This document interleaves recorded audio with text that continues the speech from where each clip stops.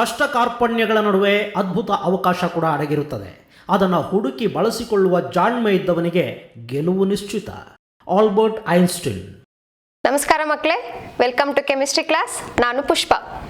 Under valence bond theory ಎರಡನೇ compound cobalt 6 fluoride. So nomenclature is hexa fluorido cobalt. ಇದು anionic complex ಆಗಿರೋದ್ರಿಂದ ATE ಇಂದ end ಮಾಡಬೇಕು. So ನಾವೀಗ ಆಕ್ಸಿಡೇಷನ್ ನಂಬರ್ ಬರೀಬೇಕು. ಸೊ ಎಷ್ಟು oxidation number? 1 fluoride is -1 charge. ಆ ರೀತಿಯಲ್ಲಿ 6 ಫ್ಲೋರೈಡ್ ಇರೋದ್ರಿಂದ 6 ಮೈನಸ್ ಚಾರ್ಜ್ಗಳಿರುತ್ತೆ. ಆದರೆ ಎಂಟೈರ್ ಕಾಂಪ್ಲೆಕ್ಸ್ಗೆ ಇಲ್ಲಿ 3 ಮೈನಸ್ ಬರ್ತಿರೋದ್ರಿಂದ ಉಳಿದದ್ದು +3. ಹಾಗಾಗಿ ಈ +3 should be from the cobalt, that is the central metal. So oxidation ನಂಬರ್ನ ನೀವು 3 ಅಂತ ರೋಮನ್ ಲೆಟರ್ಸ್ನಲ್ಲಿ ಬರಿಬೇಕು. ಸೊ ಮೊದಲು central metal, atomic number 27, electronic configuration argon 4s2 3d7. Oxidation number 3 ಆಗಿರೋದ್ರಿಂದ cobalt 3+,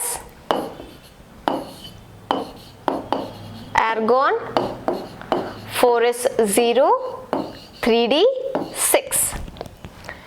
So now you write the orbital diagram.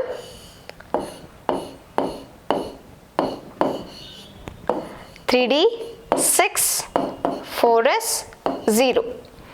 So hunts rule ಪ್ರಕಾರ ಮೊದಲು single electrons ಬರೆದು ಕೊನೆಗೆ ಪೇರ್ ಅಪ್ ಮಾಡಬೇಕು. ಸೊ 3d6 ಹಾಗೂ 4s ಆರ್ಬಿಟಲ್ ಎಂಟಿ ಆಗಿರುತ್ತೆ.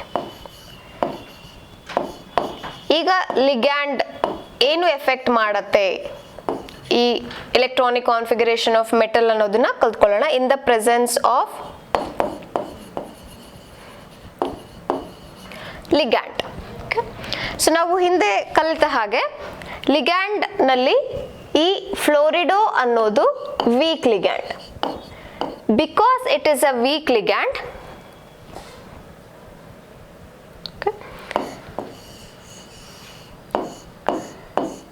ಈ 3d6 ನಲ್ಲಿ ಇರುವಂತ ಸಿಂಗಲ್ ಅಥವಾ ಅನ್ಪೇರ್ಡ್ ಎಲೆಕ್ಟ್ರಾನ್ಸ್ಗಳು ಏನಿದೆ, ಈ ಅನ್ಪೇರ್ಡ್ ಎಲೆಕ್ಟ್ರಾನ್ಸ್ಗಳು ಹಾಗೆ ಉಳ್ಕೊಳ್ಳುತ್ತೆ. ಸೊ ನಾವು ರಿಕಾಲ್ ಮಾಡಿಕೊಂಡ್ರೆ ಇಂದಿನ ಎಕ್ಸಾಂಪಲ್ಸ್ ನಲ್ಲಿ amine was a ligand. So amine is a strong ligand. ಹಾಗಾಗಿ ಕೋಬಾಲ್ಟ್ ನಲ್ಲಿರ್ತಕ್ಕಂಥ single electrons were paired up. ಆದ್ರೆ ಇಲ್ಲಿ ಆ ರೀತಿಯಾಗಿ ಆಗ್ತಿಲ್ಲ, ಯಾಕೆ ಅಂದ್ರೆ ಇದು ವೀಕ್ ಲಿಗ್ಯಾಂಡ್. ಸೊ ಹಾಗಾಗಿ ಸಿಂಗಲ್ ಎಲೆಕ್ಟ್ರಾನ್ಸ್ಗಳು ಉಳ್ಕೊಳ್ಳುತ್ತೆ. 3d 4s 4p. ಕೇವಲ ಇಷ್ಟೇ ಆರ್ಬಿಟಲ್ಸ್ಗಳನ್ನ ನಾವು ಯುಟಿಲೈಸ್ ಮಾಡಿಕೊಂಡ್ರೆ ಈ 6 ಫ್ಲೋರೈಡ್ಸ್ ಅಂತ ಏನಿದೆ 6 ಪೇರ್ ಆಫ್ ಎಲೆಕ್ಟ್ರಾನ್ಸ್ನ ಅದು ಕೊಡ್ತಾ ಹೋಗುತ್ತೆ. ಬಿಕಾಸ್ 1 ಫ್ಲೋರೈಡ್ ಕೇವಲ 1 ಪೇರ್ ಕೊಡುತ್ತೆ. ಹಾಗೆ 6 ಫ್ಲೋರೈಡ್ಸ್ ಇರೋದ್ರಿಂದ 6 ಪೇರ್ಸ್ ಆಫ್ ಎಲೆಕ್ಟ್ರಾನ್ಸ್ ನಮಗೆ ಕೋಬಾಲ್ಟ್ಗೆ ಬರ್ತಾ ಹೋಗುತ್ತೆ. ಆದರೆ ಇಲ್ಲಿ ಈ 3d ಆರ್ಬಿಟಲ್ಸ್ ನಮಗೆ ಇಲ್ಲಿ ಯಾವುದೇ ಎಂಟಿ ಇಲ್ದಿರೋದ್ರಿಂದ 4s ನ ನಾವು ತಗೊಳ್ಬೇಕು ಹಾಗೂ 4p ತಗೊಳ್ಬೇಕು. 4p ಆದ ನಂತರ ನಾವು 4d ಕೂಡ ಇನ್ವಾಲ್ವ್ ಮಾಡ್ಕೊಳ್ಬೇಕು. ಓಕೆ, ಸೊ ಹೇಗೆ ಎಲೆಕ್ಟ್ರಾನ್ಸ್ ಬರುತ್ತೆ? So 1 fluoride will give 1 pair of electron. So 6 fluorides will give 6 pair of electron. So 4s ಅಲ್ಲಿ 1 pair, 4p ನಲ್ಲಿ 3 pairs of electron, and ಇಲ್ಲಿ 4 pair ಆಯಿತು, ಉಳಿದಿದ್ದು ಕೇವಲ 2 pairs of electron. Okay, so ಇದನ್ನ ನಾವೀಗ ಹೈಬ್ರಿಡೈಸ್ಡ್ ಆರ್ಬಿಟಲ್ಸ್ ಅಂತ ಕರಿಬಹುದು. ಸೊ 4s ಇಂದ 1 ಆರ್ಬಿಟಲ್ ನ ಯುಟಿಲೈಸ್ ಮಾಡ್ಕೊಂಡಿದ್ದಾರೆ. 4p ಇಂದ 3 orbitals got utilized and 4d ಇಂದ 2 ಆರ್ಬಿಟಲ್ಸ್ ಹೈಬ್ರಿಡೈಸೇಷನ್ಗೆ ಯುಟಿಲೈಸ್ ಆಗಿದೆ. ಸೊ ಹಾಗಾಗಿ ನಾವು ಈ ಹೈಬ್ರಿಡೈಸೇಷನ್ನ sp3d2 ಅಂತ ಬರಿಬಹುದು. ಓಕೆ, ಸೊ ಆಸ್ ಯೂಶುವಲ್ 3 ಪಾಯಿಂಟ್ಸ್ಗಳನ್ನ ನಾವಿಲ್ಲಿ ಬರಿತಾ ಹೋಗಬೇಕು. ಮೊದಲನೇದು ಹೈಬ್ರಿಡೈಸೇಷನ್,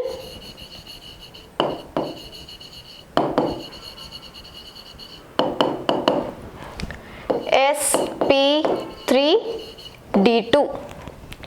ಎರಡನೇದು ಜಿಯೋಮೆಟ್ರಿಕಲ್ ಶೇಪ್,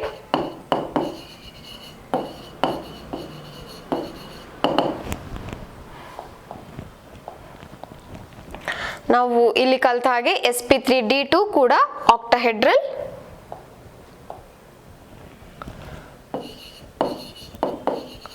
ಹಾಗಾಗಿ ಇಲ್ಲಿ ಇನ್ಫಾರ್ಮೇಶನ್ ನೀವು ಆಕ್ಟಾಹೆಡ್ರಲ್ ಅಂತ ಬರೀಬೇಕು. ಮೂರನೇ ಇನ್ಫಾರ್ಮೇಶನ್ ಮ್ಯಾಗ್ನೆಟಿಕ್ ಪ್ರಾಪರ್ಟಿ. ಸೊ ಈ ಮಾಲಿಕ್ಯೂಲ್ಸ್ ನಲ್ಲಿ ಫೈನಲ್ ಆಗಿ ಎಲ್ಲ ಲಿಗ್ಯಾಂಡ್ ಕೂಡ ಎಲೆಕ್ಟ್ರಾನ್ಸ್ ಕೊಟ್ಟಿದ್ದ ಆದ್ಮೇಲೆ ನಾವು ಇಲ್ಲಿ ನೋಡಬಹುದು 4 ಅನ್ಪೇರ್ಡ್ ಎಲೆಕ್ಟ್ರಾನ್ಸ್ ಗಳಿದೆ. ಈವನ್ 1 ಅನ್ಪೇರ್ಡ್ ಎಲೆಕ್ಟ್ರಾನ್ಸ್ ಇದ್ರೂ ಕೂಡ ಅದನ್ನ ನಾವು ಪ್ಯಾರಾಮ್ಯಾಗ್ನೆಟಿಕ್ ಅಂತ ತಗೊಳ್ಬಹುದು. ಸೊ ಹಾಗಾಗಿ ಇದು ಪ್ಯಾರಾಮ್ಯಾಗ್ನೆಟಿಕ್.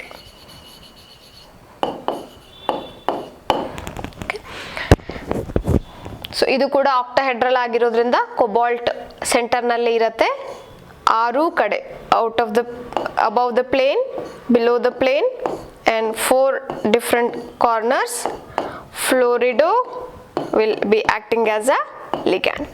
Okay, so ನಾವು ಹಿಂದಿನ ಕಾಂಪೌಂಡ್ ಹಾಗೂ ಈ ಕಾಂಪೌಂಡ್ ನ ನಾವು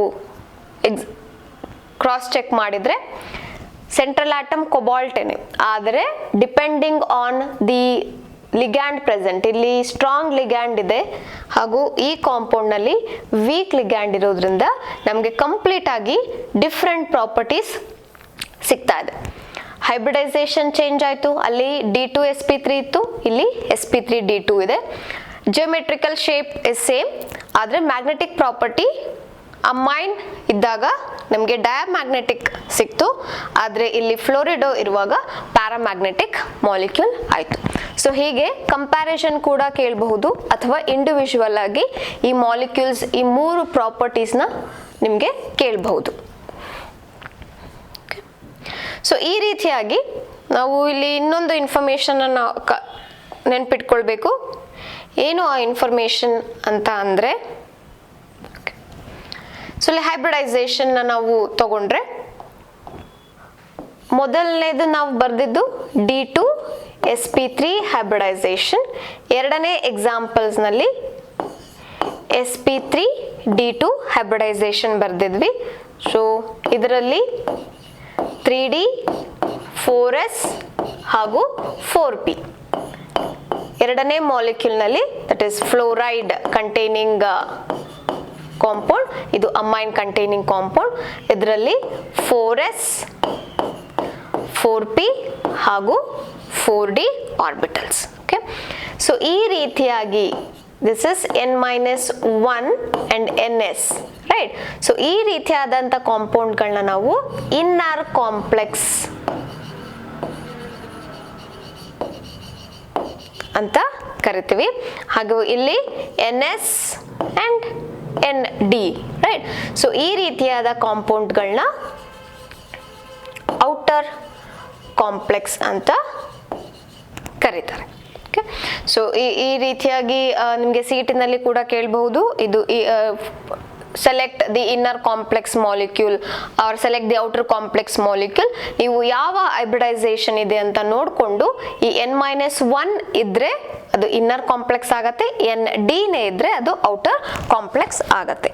ಸೊ ಆ ರೀತಿಯಲ್ಲಿ ನೀವು ಆನ್ಸರ್ ಮಾಡ್ತಾ ಹೋಗಬೇಕು. ಸೊ ಅದೇ ರೀತಿ ಮೂರನೇ ಕಾಂಪೌಂಡ್ನ ಕಲಿಯೋಣ. ಮೂರನೇ compound nickel, ligand is cyanide. So cyanide is also a strong ligand. So ಅಂದ್ರೆ ಅರ್ಥ ಎಲೆಕ್ಟ್ರಾನ್, ಸಿಂಗಲ್ ಎಲೆಕ್ಟ್ರಾನ್ಸ್ ಏನಾದ್ರೂ ಇದ್ರೆ ಅದು ಪೇರಪ್ ಆಗ್ತಾ ಹೋಗತ್ತೆ. ಸೊ ನೇಮ್ ಬರೆಯೋಣ, ನಾಮನ್ಕ್ಲೇಚರ್. ದಿಸ್ ಇಸ್ ಟೆಟ್ರಾ ಸಯನಾಟೋ ನಿಕಲ್, ಇದು ಕೂಡ ಆನಿಯಾನಿಕ್ ಕಾಂಪ್ಲೆಕ್ಸ್ ಆಗಿರೋದ್ರಿಂದ ನಿಕಲೇಟ್. ಹಾಗೂ ಆಕ್ಸಿಡೇಷನ್ ನಂಬರ್ ಈಗ ಬರಿಬೇಕು. ಆಕ್ಸಿಡೇಷನ್ ನಂಬರ್, ಒಂದು cyanide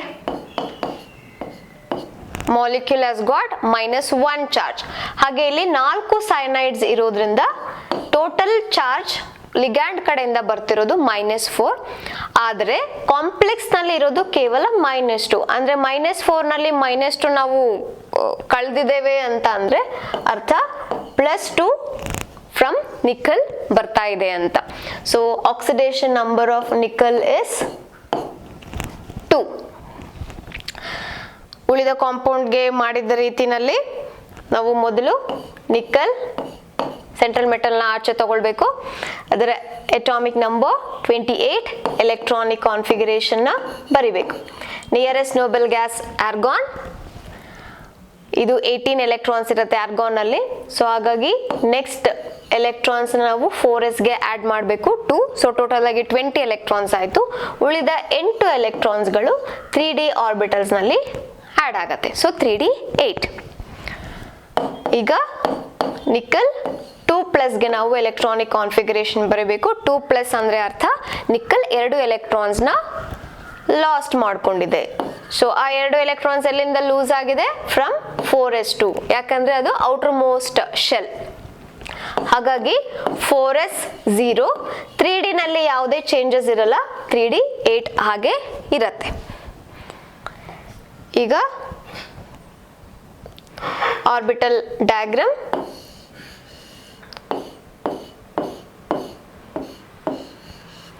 (3D8, 4s0). So again follow the Hun's rule. 5 electron single ಆಗಿ ಬರೆದು ಉಳಿದ 3 ಎಲೆಕ್ಟ್ರಾನ್ಸ್ನ ನಾವು start to pair. Okay, so ಈ ರೀತಿಯಾಗಿ 2 ಅನ್ಪೇರ್ಡ್ ಎಲೆಕ್ಟ್ರಾನ್ಸ್ ಈಗ ಸದ್ಯಕ್ಕೆ ಇದೆ. ಯಾವುದೇ ಎಲೆಕ್ಟ್ರಾನ್ಸ್ಗಳು 4s ನಲ್ಲಿ ಇಲ್ಲ. Now in the presence of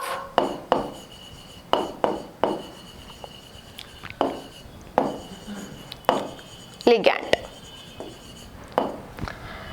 so ligand ಇದು ಸ್ಟ್ರಾಂಗ್ ಲಿಗ್ಯಾಂಡ್ ಆಗಿರೋದ್ರಿಂದ ನಾವೇನ್ ಕಲ್ತಿದ್ವಿ, ಸ್ಟ್ರಾಂಗ್ ಲಿಗ್ಯಾಂಡ್ ಆಗಿದ್ರೆ ಎಲೆಕ್ಟ್ರಾನ್, ಸಿಂಗಲ್ ಎಲೆಕ್ಟ್ರಾನ್ಸ್ ಏನಾದ್ರೂ ಇದ್ರೆ they will start to get paired up. So ಮೊದಲ 3 ಪೇರ್ ಎಲೆಕ್ಟ್ರಾನ್ಸ್ ಯಾವುದು ಬದಲಾವಣೆ ಇರಲ್ಲ, ಆದ್ರೆ ಈ 2 ಎಲೆಕ್ಟ್ರಾನ್ಸ್ ಏನಿದೆ ಸಿಂಗಲ್ ಎಲೆಕ್ಟ್ರಾನ್ಸ್ಗಳು, because cyanide is a strong ligand, ಅದು ಪೇರ್ ಆಗತ್ತೆ. ಅಂದ್ರೆ ಇಲ್ಲಿ ನಮಗೆ ಒಂದು ಡಿ ಆರ್ಬಿಟಲ್ ಎಂಟಿ ಆಗಿ ಸಿಕ್ತು. 4s ಮೊದಲಿಂದಾನು ಅದು ಎಂಟಿ ಆಗೇ ಇದೆ, ಸೊ ಅದು ಒಂದು ಆರ್ಬಿಟಲ್ ನಮಗೆ ಸಿಗ್ತಾ ಇದೆ. ಆದ್ರೆ ಇಲ್ಲಿ 4 ಸೈನೈಡ್ಸ್ ಇರೋದ್ರಿಂದ ನಮಗೆ ಟೋಟಲ್ ಆಗಿ 4 ಆರ್ಬಿಟಲ್ಸ್ಗಳು ಎಂಟಿ ಆಗಿ ಬೇಕು. ಆದ್ರೆ ಈಗ ಸದ್ಯಕ್ಕೆ ಇರೋದು 2 ಮಾತ್ರ. ಸೊ ಹಾಗಾಗಿ ನಾವು ಏನ್ ಮಾಡಬೇಕು, 4p ಕಡೆಯಿಂದ ತಗೊಳ್ಬೇಕು. ಇದು 3d, ಇದು 4s, ಇದು ಕೂಡ 4p. ಸೊ ನಾವು ಲಿಗ್ಯಾಂಡ್ಸ್ ಎಲೆಕ್ಟ್ರಾನ್ಸ್ ನ ಕೊಡ್ತಾ ಹೋಗುತ್ತೆ. 4 ಪೇರ್ ಆಫ್ ಎಲೆಕ್ಟ್ರಾನ್.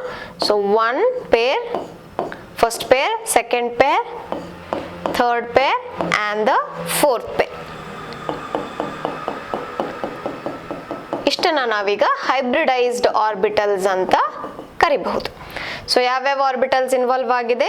3D ಇಂದ 1 ಆರ್ಬಿಟಲ್, 4s ಇಂದ ಕೂಡ 1 ಆರ್ಬಿಟಲ್, ಹಾಗೂ 4p ಇಂದ 2 ಆರ್ಬಿಟಲ್ಗಳು ಹೈಬ್ರಿಡೈಸೇಷನ್ಗೆ ಇನ್ವಾಲ್ವ್ ಆಗಿದೆ. ಸೊ ನಾವು ಹೈಬ್ರಿಡೈಸೇಷನ್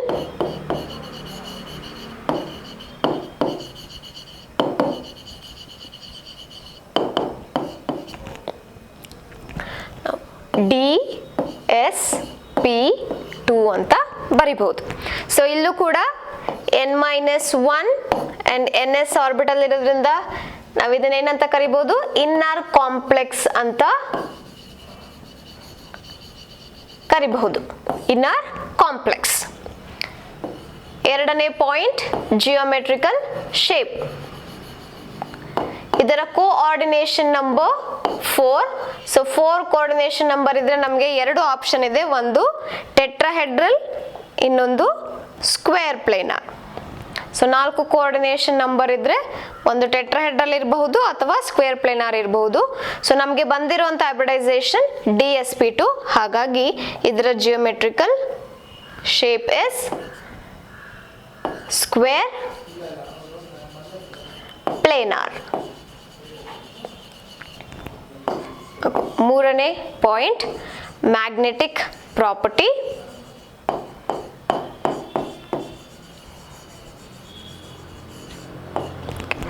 ಸೊ ಇಲ್ಲಿ ಯಾವುದೇ ರೀತಿಯಾದ ಅನ್ಪೇರ್ಡ್ ಎಲೆಕ್ಟ್ರಾನ್ಸ್ ಇಲ್ಲ, ಎಲ್ಲ ಪೇರ್ ಆಗಿರೋ ಎಲೆಕ್ಟ್ರಾನ್ಸ್ಗಳೇ ಇರೋದ್ರಿಂದ ಇದು diamagnetic.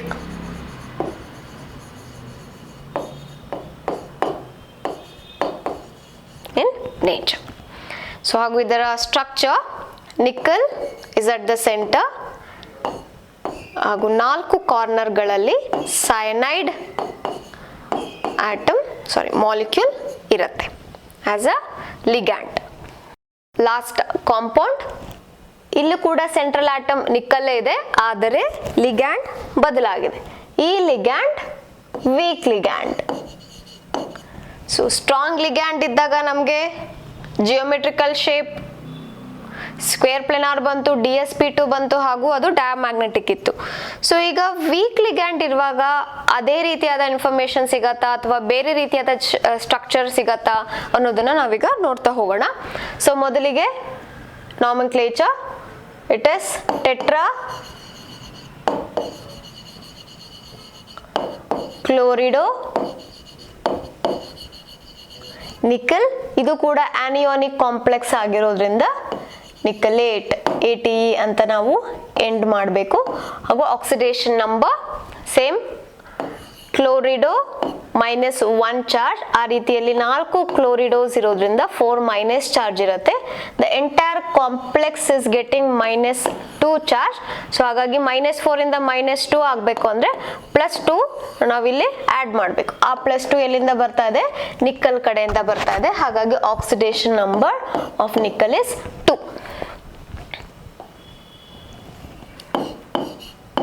Nickel, atomic number 28, electronic configuration, argon 4s2 3d8, 28 electrons ಇದೆ. ಆದರೆ ಇಲ್ಲಿ ನಿಕ್ಕಲ್ 2 ಎಲೆಕ್ಟ್ರಾನ್ಸ್ ನ ಕಳ್ಕೊಂಡಿರೋದ್ರಿಂದ ಈಗ ನಿಕ್ಕಲ್ 2+ ಆಗಿದೆ. ಹಾಗಾಗಿ electronic configuration changes to argon 4s0 3d8. 2 electrons s orbital ಕಡೆಯಿಂದ ಆಚೆ ಬಂದಿದೆ. ಆದರೆ d ಆರ್ಬಿಟಲ್ಸ್ ನಲ್ಲಿ ಯಾವುದೇ ಬದಲಾವಣೆ ಆಗಿಲ್ಲ. Next right the orbital diagram. So ಇದು 3d, ಇದು 4s, 8 electrons, 1 2 3 4 5 6 7 8 electrons. Okay, 4s ನಲ್ಲಿ 0 electrons. ಈಗ ಲಿಗ್ಯಾಂಡ್ಸ್ ಎಲೆಕ್ಟ್ರಾನ್ಸ್ ನ ಕೊಡ್ತಾ ಹೋಗುತ್ತೆ.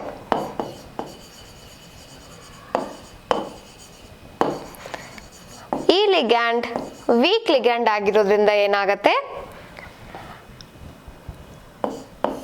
ಆ ಸಿಂಗಲ್ ಎಲೆಕ್ಟ್ರಾನ್ಸ್ ಅಥವಾ ಅನ್ಪೇರ್ಡ್ ಎಲೆಕ್ಟ್ರಾನ್ಸ್ ಅಂತ ನಾವು ಏನು ಹೇಳ್ತೀವಿ, ಆ ಎಲೆಕ್ಟ್ರಾನ್ಸ್ ನಲ್ಲಿ ಯಾವುದೇ ಬದಲಾವಣೆ ಆಗಲ್ಲ, ಅದು ಸಿಂಗಲ್ ಆಗಿ ಉಳ್ಕೊಳ್ಳುತ್ತೆ. ಆದ್ರೆ ಇಲ್ಲಿ 4 ಕ್ಲೋರಿಡೋಸ್ ಇರೋದ್ರಿಂದ ನಮಗೆ 4 ಪೇರ್ ಆಫ್ ಎಲೆಕ್ಟ್ರಾನ್ಸ್ ಬರ್ತಿದೆ. ಈಗ ಆ 4 ಪೇರ್ ಆಫ್ ಎಲೆಕ್ಟ್ರಾನ್ಸ್ ನಾವು ಎಲ್ಲಿ ಆಕ್ಯುಪೈ ಮಾಡ್ಕೊಳ್ಬೇಕು? ಒಂದು 4s ಖಾಲಿ ಇದೆ, ಒಂದು ಆರ್ಬಿಟಲ್. ಸೊ ಉಳಿದ 3 ಪೇರ್ನ ನಾವು ಆಕ್ಯುಪೈ ಮಾಡ್ಕೊಳ್ಳಿಕ್ಕೆ 4p ನ ಯುಟಿಲೈಸ್ ಮಾಡ್ಕೊಳ್ಬೇಕು. ಓಕೆ, ಸೊ 4p ನ ಯುಟಿಲೈಸ್ ಮಾಡ್ಕೊಂಡಾಗ first pair, second pair, third pair and the fourth pair. So ಇಲ್ಲಿ ಡಿ ಆರ್ಬಿಟಲ್ ಹೈಬ್ರಿಡೈಸೇಷನ್ಗೆ ಇನ್ವಾಲ್ವ್ ಆಗಿಲ್ಲ, ಕೇವಲ ಎಸ್ ಹಾಗೂ ಪಿ ಹೈಬ್ರಿಡ್ ಮಾತ್ರ ಫಾರ್ಮ್ ಆಗ್ತಾ ಇದೆ. ಸೊ ಇದು 1 ಎಸ್ ಹಾಗೂ 3 P orbital. So the hybridisation is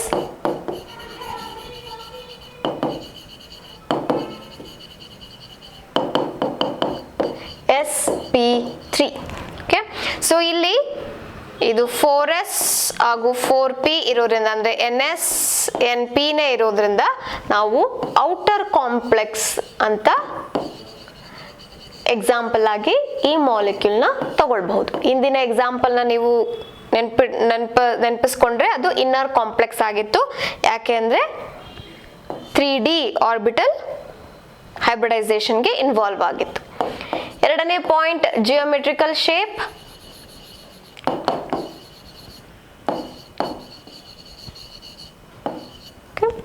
sp3 ಅಥವಾ 4 ಕೋಆರ್ಡಿನೇಷನ್ ನಂಬರ್ ಅಂದ್ರೆ ಟೆಟ್ರಾಹೆಡ್ರಲ್.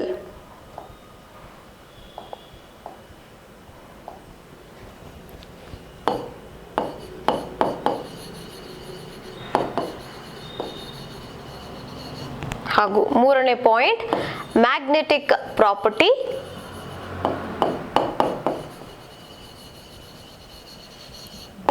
ಈ ಕಾಂಪೌಂಡ್ ನಲ್ಲಿ ಇಲ್ಲಿ 2 ಅನ್ಪೇರ್ಡ್ ಎಲೆಕ್ಟ್ರಾನ್ಸ್ ಇದೆ. ಸೊ ಹಾಗಾಗಿ ನಾವು ಇದನ್ನ ಪ್ಯಾರಾಮ್ಯಾಗ್ನೆಟಿಕ್ ಅಂತ ಹೇಳಬಹುದು. ಸೊ ಹೇಗೆ ಇರುತ್ತೆ ಇದು ಜಿಯೋಮೆಟ್ರಿಕಲ್ ಶೇಪ್ ಅಂದ್ರೆ ನಿಕಲ್ ಅಟ್ ದ ಸೆಂಟರ್, ಒಂದು ಕ್ಲೋರೈಡ್ ಅಟ್ ದ ಟಾಪ್, ಉಳಿದ 3 ಕ್ಲೋರೈಡ್ ಕೆಳಗಡೆ ಇರುತ್ತೆ.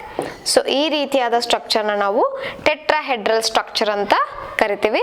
ನೀವು ಮೀಥೇನ್ ಮಾಲಿಕ್ಯೂಲ್ ಅಥವಾ ಅಮೋನಿಯಂ ರ್ಯಾಡಿಕಲ್ನ ನೆನಪಿಸ್ಕೊಳ್ಬಹುದು ಇಲ್ಲಿ, ಯಾಕಂದ್ರೆ ಆ 2 ಕಾಂಪೌಂಡ್ಗಳು ಕೂಡ ಟೆಟ್ರಾಹೆಡ್ರಲ್ ಸ್ಟ್ರಕ್ಚರ್. ಓಕೆ, ಸೊ ನಿಕಲ್ ಸೆಂಟ್ರಲ್ ಆಟಮ್, ಕ್ಲೋರೈಡ್ 4 ಕಡೆ ಸರೌಂಡಿಂಗ್ ಆಗಿರುತ್ತೆ. ಸೊ ಒಂದೊಂದು ಕ್ಲೋರೈಡ್ 1 ಪೇರ್ ಆಫ್ ಎಲೆಕ್ಟ್ರಾನ್ಸ್ ನ ಕೊಡ್ತಾ ಹೋಗುತ್ತೆ. ಸೊ ಇದು ಔಟರ್ ಕಾಂಪ್ಲೆಕ್ಸ್, ಯಾಕಂದ್ರೆ ಡಿ ಆರ್ಬಿಟಲ್ ಅಂದ್ರೆ 3D ಆರ್ಬಿಟಲ್ ನ ನಾವು ಹೈಬ್ರಿಡೈಸೇಷನ್ಗೆ ತಗೊಂಡಿಲ್ಲ. ಹಾಗೂ ಇದು magnetic in nature, that is paramagnetic in nature. So ಈ ರೀತಿಯಲ್ಲಿ 4 ಕಾಂಪೌಂಡ್ಗಳಲ್ಲಿ 2 ಇನ್ನರ್ ಕಾಂಪ್ಲೆಕ್ಸ್, 2 ಔಟರ್ ಕಾಂಪ್ಲೆಕ್ಸ್, 2ರಲ್ಲಿ ಸ್ಟ್ರಾಂಗ್ ಲಿಗ್ಯಾಂಡ್ ಇದೆ, 2 ಸ್ಟ್ರಾಂಗ್ ಕಾಂಪೌಂಡ್ ನಲ್ಲಿ ಸ್ಟ್ರಾಂಗ್ ಲಿಗ್ಯಾಂಡ್ ಇರುವಂತ ಕಾಂಪೌಂಡ್ಗಳು 2 ಇನ್ನರ್ ಕಾಂಪ್ಲೆಕ್ಸ್ ಆಗಿದೆ. ಹಾಗೂ ವೀಕ್ ಲಿಗ್ಯಾಂಡ್ ಇರುವಂತ 2 ಕಾಂಪೌಂಡ್ಗಳು ಕೂಡ ಔಟರ್ ಕಾಂಪ್ಲೆಕ್ಸ್ ಆಗಿದೆ. ಈ ಪಾಯಿಂಟ್ ನ ನೀವು ನೆನ್ಪಿಟ್ಕೊಳ್ಬಹುದು. For most of the compounds 90% of the compound ಈ ಪಾಯಿಂಟ್ ವರ್ಕ್ ಆಗತ್ತೆ. ಕೆಲವೊಂದಕ್ಕೆ ಮಾತ್ರ ಸ್ವಲ್ಪ ಎಕ್ಸೆಪ್ಷನ್ಸ್ ಇದೆ. ಅದು ಹೇಗೆ ಗೊತ್ತಾಗತ್ತೆ ಅಂದ್ರೆ ನಾವು ಈ ರೀತಿಯಾಗಿ ಡಿರೈವ್ ಮಾಡ್ತಾ ಹೋದಾಗ ಮಾತ್ರ ನಮಗೆ ಗೊತ್ತಾಗತ್ತೆ whether it is inner complex ಅಥವಾ ಔಟರ್ ಕಾಂಪ್ಲೆಕ್ಸ್ ಅಂತ. ಅದರ್ ದ್ಯಾನ್ ದಟ್ ನಿಮ್ಗೆ ಕೊಟ್ಟಿರುವಂತ ಸಿಲೆಬಸ್ ನಲ್ಲಿ ಈ 4 ಕಾಂಪೌಂಡ್ ನಲ್ಲಿ ಈ ರೀತಿಯಾಗಿ ಕೂಡ ನೀವು ನೆನ್ಪಿಟ್ಕೊಳ್ಬಹುದು. ಸ್ಟ್ರಾಂಗ್ ಲಿಗ್ಯಾಂಡ್ ಇದ್ರೆ ಇನ್ನರ್ ಕಾಂಪ್ಲೆಕ್ಸ್, ವೀಕ್ ಲಿಗ್ಯಾಂಡ್ ಇದ್ರೆ ಔಟರ್ ಕಾಂಪ್ಲೆಕ್ಸ್ ಅಂತ. ಸೊ ಹಾಗೂ 2 ಆಕ್ಟಾಹೆಡ್ರಲ್, 1 ಸ್ಕ್ವೇರ್ ಪ್ಲೇನಾರ್, ಇನ್ನೊಂದು tetrahedral molecule. Okay, now the next concept we are learning is the magnetic property. Okay, so ಇವಾಗ ತಾನೇ ಕಲ್ತ್ಕೊಂಡ್ವಿ ಪ್ಯಾರಾಮ್ಯಾಗ್ನೆಟಿಕ್ ಹಾಗೂ ಡಯಾಮ್ಯಾಗ್ನೆಟಿಕ್. ಡಯಾಮ್ಯಾಗ್ನೆಟಿಕ್ ಅಂದ್ರೆ 0 unpaired electrons, so they won't attract towards the magnetic field. Paramagnetic ಅಂದ್ರೆ magnetic ಫೀಲ್ಡ್ಗೆ attract ಆಗತ್ತೆ, ಅಂದ್ರೆ at least 1 ಅನ್ಪೇರ್ electrons ಇರಬೇಕು. ಆದರೆ ನಾವು ನೋಡಿರ್ತಕ್ಕಂಥ ಎಕ್ಸಾಂಪಲ್ಸ್ ನಲ್ಲಿ ಇದರಲ್ಲಿ 2 ಅನ್ಪೇರ್ಡ್ ಎಲೆಕ್ಟ್ರಾನ್ಸ್ ಇತ್ತು, ಇಲ್ಲಿ 2 ಅನ್ಪೇರ್ಡ್ ಎಲೆಕ್ಟ್ರಾನ್ಸ್, ಹಾಗೂ ಇದರಲ್ಲಿ 4 ಅನ್ಪೇರ್ಡ್ ಎಲೆಕ್ಟ್ರಾನ್ಸ್ ಇದೆ. ಸೊ 2 ಕೂಡ ಮ್ಯಾಗ್ನೆಟಿಕ್ ಫೀಲ್ಡ್ ಕಡೆಗೆ ಅಟ್ರಾಕ್ಟ್ ಆಗತ್ತೆ. ಆದ್ರೆ 2 ಒಂದೇ ರೀತಿಯಾಗಿ ಅಟ್ರಾಕ್ಟ್ ಆಗತ್ತಾ ಅಥವಾ ಯಾವುದೇ ಒಂದು ಮಾಲಿಕ್ಯೂಲ್ ಜಾಸ್ತಿ ಅಟ್ರಾಕ್ಟ್ ಆಗತ್ತಾ ಅನ್ನೋದು ನಾವು ಇಲ್ಲಿ ಕಲ್ತ್ಕೊಳ್ಬಹುದು. Magnetic properties of coordination compound. So the unit of magnetic ಪ್ರಾಪರ್ಟಿನ ನಾವು BM ಅಂತ ಕರಿತೀವಿ, ಬೋರ್ಸ್ ಮ್ಯಾಗ್ನೆಟಾನ್. ಮ್ಯೂ ಇಂದ ರೆಪ್ರೆಸೆಂಟ್ ಮಾಡ್ತಾರೆ. Mu is equal to square root of n of n plus 2. ಈ ಫಾರ್ಮುಲಾನ ನೀವು ನೆನ್ಪಿಟ್ಕೊಳ್ಬೇಕು. ಇಲ್ಲಿ n ಅಂದ್ರೆ ನಂಬರ್ ಆಫ್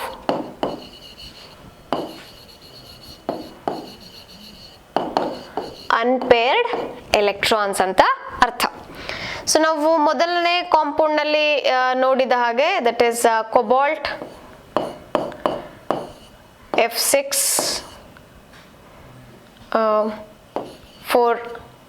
3 ಮೈನಸ್,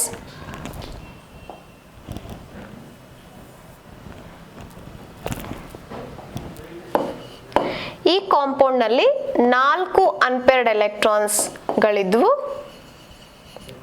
ಹಾಗೂ ನಿಕಲ್ 4 ಕ್ಲೋರೈಡ್ಸ್, ಇದರಲ್ಲಿ 2 ಅನ್ಪೇರ್ಡ್ ಎಲೆಕ್ಟ್ರಾನ್ಸ್ಗಳು ಇದ್ವು. ಸೊ ಈ ಎಕ್ಸಾಂಪಲ್ಸ್ಗಳಿಗೆ ನಾವೀಗ ಮ್ಯಾಗ್ನೆಟಿಕ್ ಮೂಮೆಂಟ್ನ ಫೈಂಡ್ ಔಟ್ ಮಾಡೋಣ. ದಟ್ ಈಸ್ ಬೋರ್ಸ್ ಮ್ಯಾಗ್ನೆಟಾನ್ ಅಲ್ಲಿ ಎಷ್ಟು ಬರುತ್ತೆ ವ್ಯಾಲ್ಯೂಸ್, ಮ್ಯಾಗ್ನಿಟ್ಯೂಡ್ ಎಷ್ಟು ಅಂತ ಫೈಂಡ್ ಔಟ್ ಮಾಡಬೇಕು. So first one n is equal to 4. Okay. So ಆಗ mu is equal to 4 of 4 plus 2 is equal to square root of 4 plus 6 is equal to square root of 24. ಇದು 5ಕ್ಕೆ ಹತ್ರ ಇರೋದ್ರಿಂದ 5 square is 25. So ಹಾಗಾಗಿ square root of 24ನ ನಾವು approximate ಆಗಿ some 4.9 Bohr's ಮ್ಯಾಗ್ನೆಟಾನ್ ಅಂತ ತಗೊಳ್ಬಹುದು. So ಹಾಗೆ n is equal to 2 ಇದ್ರೆ ಫಾರ್ಮುಲಾಗೆ ಅಪ್ಲೈ ಮಾಡಿದಾಗ 2 of 2 plus 2 square root of 2 into 4 ಇದು ಸ್ಕ್ವೇರ್ ರೂಟ್ ಆಫ್ 8. ಸೊ ಇದು 9ಗೆ ಹತ್ರ ಇದೆ. So 9 square root is 3. So ಹಾಗಾಗಿ ಇದನ್ನ ನಾವು 2.9 ಬೋರ್ಸ್ ಮ್ಯಾಗ್ನೆಟಾನ್ ಅಂತ ತಗೊಳ್ಬಹುದು. ಸೊ ಯಾವುದರ BM ವ್ಯಾಲ್ಯೂ ಜಾಸ್ತಿ ಇರುತ್ತೋ that is more magnetic in nature. ಅಂದ್ರೆ ಅರ್ಥ ಹೆಕ್ಸಾಫ್ಲೋರೈಡ್ ಕೊಬಾಲ್ಟೇಟ್ ನಲ್ಲಿ ಜಾಸ್ತಿ ಅನ್ಪೇರ್ಡ್ ಎಲೆಕ್ಟ್ರಾನ್ಸ್ ಇರೋದ್ರಿಂದ ಅದು ಮ್ಯಾಗ್ನೆಟಿಕ್ ಫೀಲ್ಡ್ ಕಡೆಗೆ ಜಾಸ್ತಿ ಅಟ್ರಾಕ್ಟ್ ಆಗುತ್ತೆ. ಆದ್ರೆ ಇಲ್ಲಿ ಕಡಿಮೆ ಎಲೆಕ್ಟ್ರಾನ್ಸ್ ಇರೋದ್ರಿಂದ ಕಡಿಮೆ ಅಟ್ರಾಕ್ಷನ್ ಇರುತ್ತೆ. ಆದ್ರೆ ಎರಡೂ ಕೂಡ paramagnetic in nature. Okay. So ಇಲ್ಲಿ ಒಂದು ಕ್ವೆಶ್ಚನ್ ಇದೆ, ಮ್ಯಾಂಗನೀಸ್ ಆಟಮ್ ಎಲಿಮೆಂಟ್ ನ ಕೊಟ್ಟಿದ್ದಾರೆ. ಸೊ ಅದರ ಬೋರ್ಸ್ ಮ್ಯಾಗ್ನೆಟಾನ್ ಇಸ್ 5.9. ಸೊ ಆಗ predict the geometry of the complex ion ಅಂತ ಹೇಳಿದ್ದಾರೆ. ಸೊ ಹೇಗೆ ಇದನ್ನ ಪ್ರೆಡಿಕ್ಟ್ ಮಾಡೋದು ಅಂತ ಅಂದ್ರೆ Br 4 ಅಂತ ಇದೆ, ಅಂದ್ರೆ coordination number is 4. Okay. So coordination number 4 ಅಂತ ಬಂದ ತಕ್ಷಣ ನಮ್ಮ ತಲೆಗೆ ಬರಬೇಕಾಗಿರೋದು ಹೈಬ್ರಿಡೈಸೇಷನ್. ಒಂದು sp3 ಹೈಬ್ರಿಡೈಸೇಷನ್ ಇರಬೇಕು ಅಥವಾ dsp2 ಹೈಬ್ರಿಡೈಸೇಷನ್ ಇರಬೇಕು ಅಂತ. sp3 ಹೈಬ್ರಿಡೈಸೇಷನ್ ಅಂದ್ರೆ ಏನರ್ಥ? ಅದು ಔಟರ್ ಕಾಂಪ್ಲೆಕ್ಸ್. ಸೊ ಇಲ್ಲಿ ಯಾವಾಗ sp3 ಆಗತ್ತೆ, d ಆರ್ಬಿಟಲ್ಸ್ ನಲ್ಲಿ ಅನ್ಪೇರ್ಡ್ ಎಲೆಕ್ಟ್ರಾನ್ಸ್ ಇದ್ದಾಗ ಮಾತ್ರ sp3 ಹೈಬ್ರಿಡೈಸೇಷನ್ ಗೆ ಹೋಗುತ್ತೆ. ಅಥವಾ ಅಲ್ಲಿ ಅನ್ಪೇರ್ಡ್ ಎಲೆಕ್ಟ್ರಾನ್ಸ್ ಇಲ್ಲ ಅಂತ ಅಂದ್ರೆ dsp2 ಆಗತ್ತೆ. ಸೊ ಆದ್ರೆ ಇಲ್ಲಿ ಬೋರ್ಸ್ ಮ್ಯಾಗ್ನೆಟಾನ್ ಕೂಡ ಜಾಸ್ತಿ ಇರೋದ್ರಿಂದ ಅಂದ್ರೆ ಅರ್ಥ ಡಿ ಆರ್ಬಿಟಲ್ಸ್ ನಲ್ಲಿ ಇರ್ತಕ್ಕಂಥ ಎಲೆಕ್ಟ್ರಾನ್ಗಳೆಲ್ಲ ಸಿಂಗಲ್ ಆಗೇ ಇದೆ, ಅಂದ್ರೆ ಅನ್ಪೇರ್ಡ್ ಆಗೇ ಇದೆ. ಸೊ ಹಾಗಾಗಿ ನಾವಿಲ್ಲಿ ಇದನ್ನ sp3 ಅಂತ ಈಸಿಯಾಗಿ ಬರಿಬಹುದು. ಸೊ ಇಲ್ಲಿ ನಾವು ಉಪಯೋಗಿಸ್ತಕ್ಕಂಥ ಹಿಂಟ್ ಯಾವ್ದನ್ನ ತಗೊಂಡಿರೋದು, ಮೊದಲು ಕೋಆರ್ಡಿನೇಷನ್ ನಂಬರ್ 4 ಅಂತ ಅಂದ್ರೆ sp3 ಅಥವಾ dsp2. ಸೊ ಜಾಸ್ತಿ ಬೋರ್ಸ್ ಮ್ಯಾಗ್ನೆಟಾನ್ ಇರೋದ್ರಿಂದ 5.9 ಇಸ್ ಕ್ವೈಟ್ ಹೈ. ನಾವ್ ಇಲ್ಲಿ ನೋಡಬಹುದು 4 ಅನ್ಪೇರ್ಡ್ ಎಲೆಕ್ಟ್ರಾನ್ಸ್ ಗೆನೆ 4.9 ಬರ್ತಿದೆ. ಸೊ 5.9 ಅಂತಂದ್ರೆ ಇನ್ನೂ ಒಂದು ಎಕ್ಸ್ಟ್ರಾ ಅನ್ಪೇರ್ಡ್ ಎಲೆಕ್ಟ್ರಾನ್ಸ್ ಇರುತ್ತೆ. ಸೊ ಆಗಿ ಇರೋದ್ರಿಂದ ಅನ್ಪೇರ್ಡ್ ಎಲೆಕ್ಟ್ರಾನ್ಸ್ ಇರಲೇಬೇಕು. ಅನ್ಪೇರ್ಡ್ ಎಲೆಕ್ಟ್ರಾನ್ಸ್ ಯಾವಾಗ ಇರುತ್ತೆ? ಸೊ ಯಾವಾಗ ಡಿ ಆರ್ಬಿಟಲ್ಸ್ ನಲ್ಲಿ ಇರ್ತಕ್ಕಂಥ ಎಲೆಕ್ಟ್ರಾನ್ಸ್ ಅನ್ಪೇರ್ಡ್ ಆಗಿ ಉಳ್ಕೊಂಡಾಗ. Okay. Moreover, bromide is a weak ligand. So ನಾವು ಈ ರೀತಿಯಾಗಿ ಶಾರ್ಟ್ಕಟ್ ಯೂಸ್ ಮಾಡಿದ್ರೆ ಒಂದೊಂದು ಪೇಜ್ ಇಷ್ಟು ಬರ್ಕೊಂಡು ಕೊನೆಗೆ ಐಡೆಂಟಿಫೈ ಮಾಡೋ ಅವಶ್ಯಕತೆನೇ ಇರಲ್ಲ. ಸೊ ಈ ರೀತಿಯಾಗಿ ಇದು ವೀಕ್ ಲಿಗ್ಯಾಂಡ್, ಹಾಗಾಗಿ ಎಲ್ಲ ಸಿಂಗಲ್ ಎಲೆಕ್ಟ್ರಾನ್ಸ್ ಹಾಗೆ ಉಳ್ಕೊಳ್ಳುತ್ತೆ. ಸೊ ಇದರ structure geometrical shape is sp3 ಅಂತ ಬರಿಬಹುದು. ಸೊ ಇಲ್ಲಿವರೆಗೂ ನಾವು ವೇಲೆನ್ಸ್ ಬಾಂಡ್ ಥಿಯರಿನಲ್ಲಿ 4 ಕಾಂಪೌಂಡ್ ಹಾಗೂ ಆ ಮಾಲಿಕ್ಯೂಲ್ಸ್ ಗಳ ಅಂದ್ರೆ ಅನ್ಪೇರ್ಡ್ ಎಲೆಕ್ಟ್ರಾನ್ಸ್ ಇದ್ರೆ ಹೇಗೆ ಮ್ಯಾಗ್ನೆಟಿಕ್ ಪ್ರಾಪರ್ಟಿನ ಫೈಂಡ್ ಔಟ್ ಮಾಡೋದು, ಬೋರ್ಸ್ ಮ್ಯಾಗ್ನೆಟಾನ್ ಎಷ್ಟು ಅದರ ವ್ಯಾಲ್ಯೂ ಅಂತ ಫೈಂಡ್ ಔಟ್ ಮಾಡೋದು ಅನ್ನೋದನ್ನ ಕಲ್ತ್ಕೊಂಡ್ವಿ ಈ ಕ್ಲಾಸಲ್ಲಿ. Thank you.